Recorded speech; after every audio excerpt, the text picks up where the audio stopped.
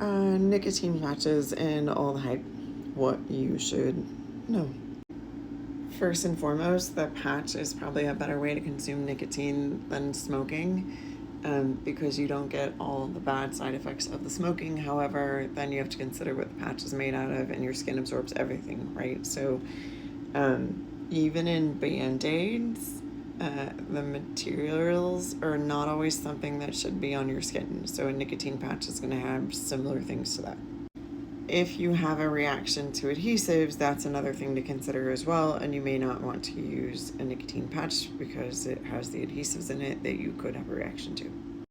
There are several research studies that look at nicotine patches and decreasing symptoms of ADD, ADHD, schizophrenia, and other mood disorders.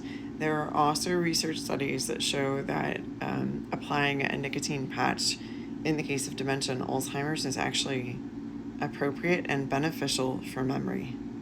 The nicotine treatment idea, is not new. They've actually been looking at research with nicotine for different things, including autoimmune disorders, which it was not highly effective for, since I found a research article that was a decent article, peer-reviewed, all the way back to 1998.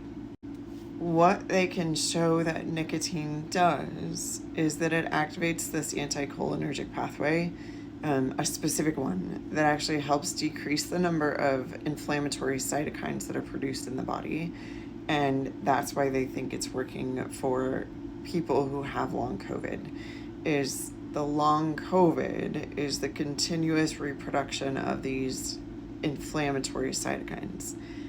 The nicotine patch helps reduce the number of those that are produced, because that's what nicotine does. In this study, how nicotine can inhibit cytokine storm in the lungs and prevent or lessen the severity of COVID-19 infection, published June 6th of 2020. They go into the specific pathway of why people who were smoking had a decreased irritation of the lungs, didn't end up on respirators, etc. with SARS-CoV-2. In the conclusions of that study, one of the specific things that they said, and I'm going to read it to you straight from the research article, is the nicotine use may lessen or eliminate acute respiratory distress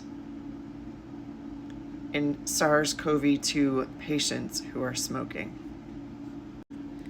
After the discovery that the nicotine was actually inhibiting the macrophages that cause inflammation in the lungs during SARS-CoV-2, there was a research article called Nicotine in Inflammatory Disease, Anti-Inflammatory and Pro-Inflammatory Effects, published in February of 2022, where they showed that nicotine use may have a benefit in inflammatory bowel disease.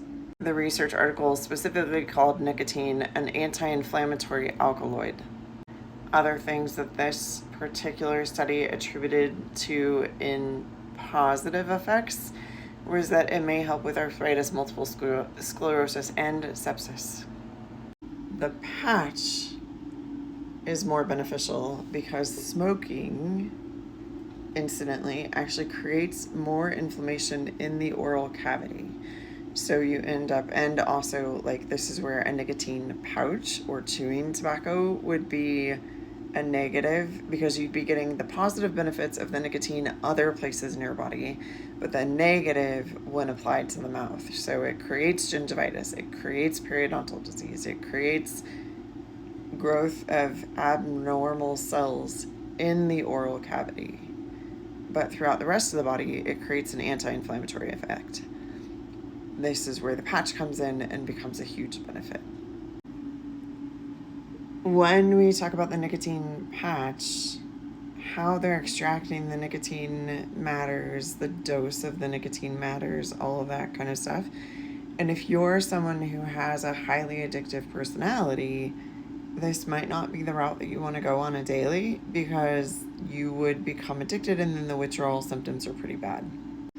And if you are someone who has gotten really pure, high quality tobacco and rolled your own cigarettes, instead of smoking them, could you use them as like a poultice that you put on your arm, your leg, wherever you feel like you want to have that sitting for a prolonged period of time to be able to absorb the nicotine through the skin. Yes, you could do that.